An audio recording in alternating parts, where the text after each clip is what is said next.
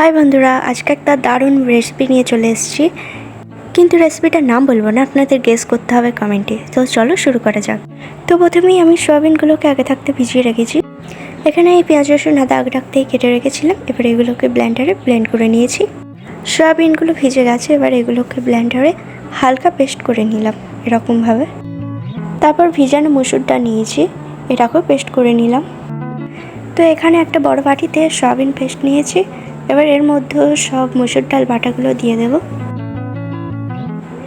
আগের করে রাখা পেঁয়াজ রসুন আদা পেস্ট 2 চামচ দিয়ে দিলাম। এরপর কেচাপ, লঙ্কার গুঁড়ো, হলুদ গুঁড়ো, নুন, চাট মশলা, গরম মশলা একবারে ঢেলে দিলাম।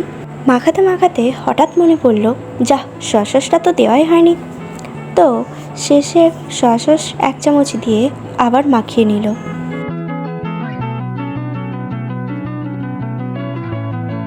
মাখানো হয়ে গেছে।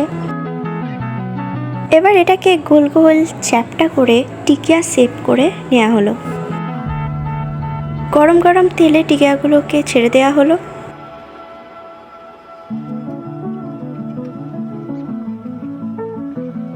উল্টে পাল্টে ভেজে তুলে নেওয়া হলো। দেখো দেখো কত গোল্ডেন ক্রিস্পি হয়েছে। এবারে আসল মজা। গরম কড়াইয়ে তেল দিয়ে 5 ফোড়ন দেওয়া হলো। তারপর রসুন, তেজপাতা আর একটু গরম মশলা,